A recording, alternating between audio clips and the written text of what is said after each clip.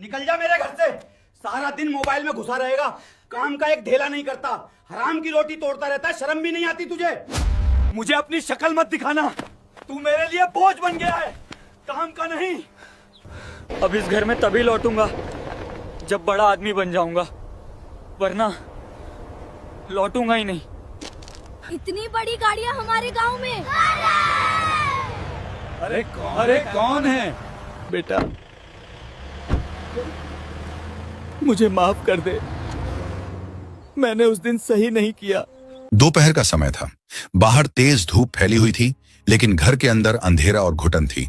कच्ची छत से लटका एक पीला बल्ब दिन में भी जल रहा था, मानो उजाले के होते हुए भी घर की गरीबी को छिपाने की नाकाम कोशिश कर रहा हो। घर के एक कोने में रोहन अपनी खाट पर लेटा था। वह कोई बुरा लड़का नहीं था, न ही वह अपने परिवार से नफरत करता था। असल में घर की गरीबी, पिता की बेबसी और बहनों के मुरझाए चेहरे देखकर उसे घबराहट होती थी। इन कड़वी सच्चाइयों से भागने के लिए उसने मोबाइल को अपना सहारा बना लिया था। जब वह स्क्रीन देखता था तो उसे घर की टूटी दीवारें नहीं दिखती थीं। थोड़ी दूर पर उसकी दो बहनें सुमन और रिया पुराने कपड़ों में टांके लगा रही थीं।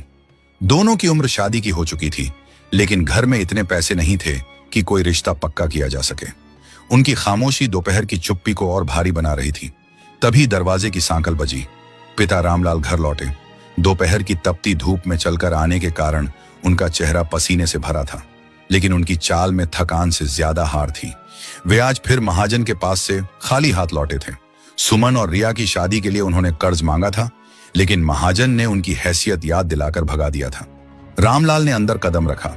उनकी नजर सबसे पहले अपनी सयानी बेटियों पर पड़ी, जो सर झुकाए काम कर रही थी। उनका दिल बैठ गया। फिर उनकी नजर कोने में लेटे रोहन पर गई। रोहन के कानों में ईयरफोन थे।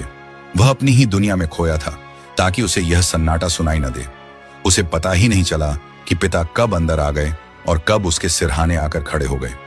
सावित्री मां ने डरते डरते थाली परोसी और रोहन के पास रखने ही वाली थी। रोहन ने बिना आंखें खोले, बिना यह जाने कि पिता सामने खड़े हैं, बड़े प्यार और भोलेपन से कहा, मां, बहुत भूख लगी है, आज दाल में थोड़ा तड़का लगाया है ना? रोहन की यह मासूम मांग रामलाल के जले हुए दिल पर नमक की तरह लगी। वे सोच रहे थे कि बेटियों की शादी कैसे होगी, घर कैसे चलेगा, और उनका जवान बेटा, जो उनका सहारा बनना चाहिए था, वह बस खाने और फोन में मग्न है। रामलाल का सब्र टूट गया। गुस्सा नहीं, बल्कि बेबसी फूट पड़ी। जैसे ही रोहन ने हाथ बढ़ाया, रामलाल ने अपने सख्त हाथ से थाली को जोर से झटका दिया। छन्नन! थाली दूर जा गिरी। दाल और रोटियां जमीन पर बिखर गईं।